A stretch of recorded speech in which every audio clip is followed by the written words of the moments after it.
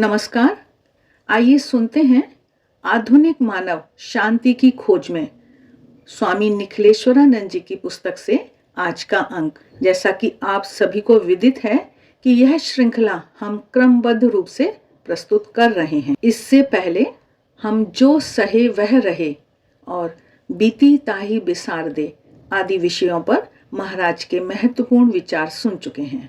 आज हम काल करे सो आज कर इस विषय पर महाराज के महत्वपूर्ण विचार सुनने जा रहे हैं। महाराज बता रहे हैं कि रामकृष्ण मिशन के एक वरिष्ठ सन्यासी के पास एक महिला अपनी बेटी को लेकर आई जो बीकॉम के तृतीय वर्ष में पढ़ती थी। उसकी इच्छा थी कि बेटी को मार्गदर्शन मिले और उसका मानसिक तनाव दूर हो।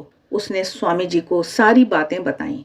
स्वामी जी, मेरी बेटी पूरी रात सो नहीं पाती है, उसे बहुत तनाव हो गया है। जो पढ़ती है उसे याद नहीं रहता है, इसलिए दिन भर चिंता करती रहती है कि अब परीक्षा में मैं क्या करूंगी। बीकॉम थर्ड ईयर की परीक्षा 15 दिन बाद प्रारंभ होने वाली थी और अब उसने पढ़ना आरंभ किया तो उसे कुछ समझ नहीं आ रहा था। स्वामी जी ने उसे फटकारते हुए कहा, पूरे वर्ष मौज मस्ती की और अंतिम समय में पढ़ने बैठोगी तो याद कैसे रहेगा। आग लगाने पर कुआं खोदने जाते हैं क्या? यदि तुमने पूरे वर्ष पहले से नियमित अध्ययन गृह कार्य किया होता तो आज यह दशा नहीं होती। उसकी परिस्थिति बताते हुए स्वामी जी ने कहा, बेटी, अब भी तुम्हारे हाथ में 15 दिन है, चिंता करना छोड़ दो। कक्षा में प्रोफेसरों ने महत्वपूर्ण विषय बताए हों तो उन्हें अच्छी तरह से तैयार करना शुरू करो। निराश हुए बिना एकाग्रता से पढ़ोगी तो याद रहेगा और तुम परीक्षा में अच्छे ढंग से लिख सकोगी। वह छात्रा उत्साह के साथ लौटी और उनके कथनानुसार तैयारी करने लगी। महाराज बता रहे हैं कि अधिकांश विद्यार्थियों का स्वभाव अंतिम समय में कार्य करने का होता है। जब पर्याप्त समय होता है, इतनी जल्दी क्या है, आराम से करेंगे कहकर काम टालते रहते हैं। बाद में सारे काम एक साथ इकट्ठे हो जाते हैं। उसमें कुछ काम तत्काल करने होते हैं, तब मस्तिष्क पर अधिक बोझ आ जाता है। वे हड़बड़ी में सब कार्य करते हैं। एक साथ कार्य करने से कोई भी कार्य ठीक से नहीं होता है, मन भी अशांत हो जाता है। कार्य समय पर पूरा न होने से स्वभाव भी चिड़चिड़ा हो जाता है। लोग कार्यालय में अपने अधीनस्थ कर्मचारियों पर क्रोध करते हैं तो घर में पत्नी और बच्चों पर गुस्सा निकलता है। इस प्रकार समय पर कार्य न होने से ऑफिस, घर और अपने मन की शांति खो देते हैं। स्वामी निखिलेश्वरानंद जी इस समस्या का समाधान बताते हुए कह रहे हैं कि इसलिए कार्य के बोझ से अपने मन को मुक्त रखना हो, मानसिक शांति बनाए रखना हो तो जीवन में एक सूत्र अपनाना आवश्यक है। वह है काल करे सो आज कर।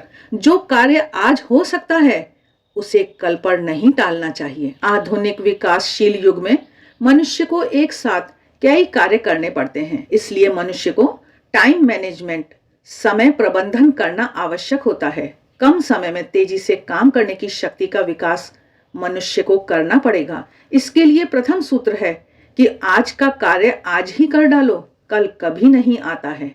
जो कार्यों को कल पर टाल देते हैं वे फिर काल के प्रवाह में तैर नहीं सकते हैं। वे कार्य के बोझ के कारण डूब जाते हैं। समय का व्यवस्थित प्रबंधन कर महत्वपूर्ण कार्यों को प्राथमिकता देकर और अन्य कार्य को बाद में करने से बोझ नहीं लगता है। महत्वपूर्ण कार्यों को पहले और कम महत्वपूर्ण कार्यों को बाद में करने से शक्ति का अपव्यय नहीं होता है और कार्य भी उत्तम प्रकार से संपन्न होते हैं। महाराज आगे बता रहे हैं कि हमें यदि कम समय में बहुत अधिक कार्य बिना किसी तनाव के शीघ्रता से करना हो तो कैसे करें। इसके लिए स्टीफन कोवी अपनी पुस्तक the 7 habits of highly effective people में 7वीं आदत के विषय में एक उदाहरण देकर कहते हैं, स्वयं की धार करते रहो। एक लकड़हारा लकड़ियां काट रहा था। वह काटते काटते बहुत थक गया क्योंकि उसकी कुल्हाड़ी की धार समाप्त हो गई थी, तो भी वह लकड़ी काटे ही जा रहा था। किसी समझदार आदमी ने उसे कहा, तुम बहुत थक गए हो, कुछ देर विश्राम कर लो, अपनी कुल्हाड़ी की धार तेज कर लो, फिर तुम और अधिक लकड़ियां काट सकते हो। तब लकड़हारा बोला, तुम्हारी बात सच है भाई, पर तुम देख रहे हो ना कितना बड़ा ढेर पड़ा है। आराम करूं और धार तेज करने लगूं तो फिर लकड़ियां कब काटूंगा। यह कहकर वह उसी बिना तेज धार वाली कुल्हाड़ी से लकड़ियां काटता रहा, बहुत परिश्रम करता रहा, पर धार तेज करने का उसे समय नहीं था। अधिकांश लोग इस लकड़हारे जैसे होते हैं, बस बिना धार की कुल्हाड़ी से लकड़ियां नहीं कटती हैं, फिर भी काटे जा रहे हैं। मन की धार तेज करने के लिए प्रार्थना और ध्यान के लिए 10 मिनट का समय भी उनके पास नहीं है। सतत प्रवृत्ति, भागदौड़ और कार्य के भारी बोझ के नीचे उनकी कुल्हाड़ी की धार इतनी चली जाती है कि फिर लकड़ी तो क्या, एक पौधा भी नहीं काट सकते हैं। तनाव, चिंता, high blood pressure, nervous breakdown आदि से मन टूट जाता है। ऐसी स्थिति आने के पहले मन की धार तेज करने के लिए समय निकाल लेना चाहिए। प्रार्थना, ध्यान, जप, कीर्तन आदि मन की शक्ति बढ़ाने के अमोघ साधन हैं। इनमें समय देने से समय नष्ट नहीं होता है, अपितु मन की धार तेज होने से कम समय में तेजी से काम हो जाते हैं। मन शांत होता है, एकाग्रता बढ़ती है। इससे जिस काम में पहले घंटों लगते थे, अब वह मिनटों में हो जाता है। इसके कारण 24 घंटे के समय में 4 घंटे तेजी से काम करने के कारण बढ़ जाते हैं। कम उम्र से ही मन को इस प्रकार सचेत करते रहना चाहिए, अर्थात बचपन से ही प्रार्थना, ध्यान आदि की आदत डालनी चाहिए। परंतु जब विद्यार्थियों को, युवकों को इस विषय में कुछ कहा जाता है तो उनका उत्तर होता है, अभी तो कितना अधिक काम है, बिल्कुल समय नहीं है, बाद में करेंगे। बाद में करेंगे यह नहीं करने का अच्छा बहाना है, समय नहीं है। यह ट्रम्प कार्ड आज के अधिकांश लोग अपना रहे हैं। स्वामी निखिलेश्वरानंद जी आगे बता रहे हैं कि स्वामी विरजानंद जी महाराज परमार्थ प्रसंग नामक पुस्तक में कहते हैं, जीवन तो आज है, कल नहीं, क्षण में है और क्षण में नहीं। कौन कह सकता है कि तुम वृद्धावस्था तक जीने वाले हो और फिर उस अवस्था में भी तुम्हारे पास क्या समय होगा। इसलिए जो करना हो वह अभी कर लो, कल के लिए कुछ मत छोड़ो, कल कभी नहीं आने वाला है।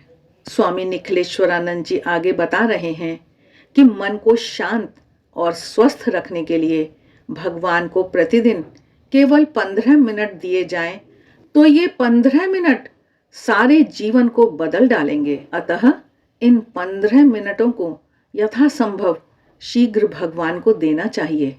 इसमें विलंब करने से स्वयं की कितनी बड़ी हानि होती है, यदि व्यक्ति को यह पता हो तो वह एक क्षण भी विलंब नहीं करेगा। दुख की बात है कि उसे यह पता ही नहीं है। इमिटेशन ऑफ क्राइस्ट नामक पुस्तक में थॉमस कैम्पिस कहते हैं, अभी का समय बहुत ही मूल्यवान है, परंतु दुख की बात है कि जिस समय में तुम सनातन जीवन जीने के लिए पुण्य इकट्ठा कर सकते हो, उसका अधिक सदुपयोग नहीं करते हो।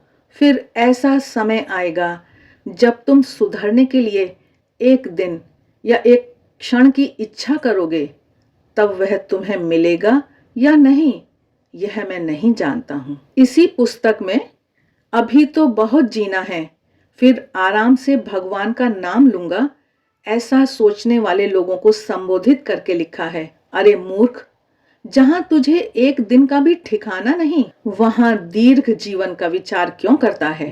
कितने ही लोग इसी प्रकार ठगे गए हैं और अचानक उनका जीवन छीन लिया गया है।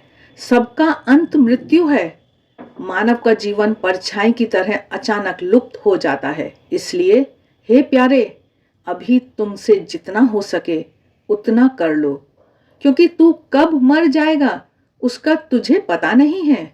मृत्यु के बाद तेरा क्या होगा यह भी तू नहीं जानता।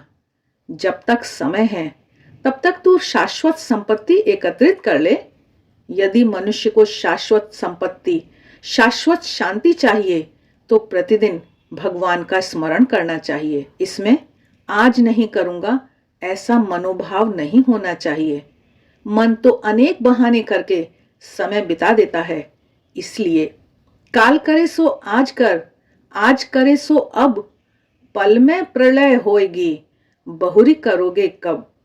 इन पंक्तियों को याद रखकर कल पर भरोसा किए बिना यदि आज से ही मन को स्वस्थ और शांत रखने के लिए भगवान की प्रार्थना, चिंतन मनन में लगा दें तो संसार के दुख, कष्ट, तनाव और अशांति नहीं रहेगी।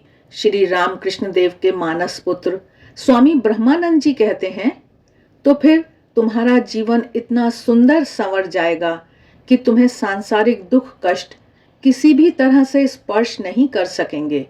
बस आनंद आनंद ही रह जाएगा। तुम अपार आनंद के अधिकारी बन जाओगे। आशा है आज का यह प्रसंग आपको अच्छा लगा है और आप इससे कुछ ना कुछ प्रेरणा अवश्य पाएंगे। आप सभी की मंगल कामना के साथ आज के लिए बस इतना ही। आप सभी के प्यार व सहयोग के लिए बहुत बहुत धन्यवाद।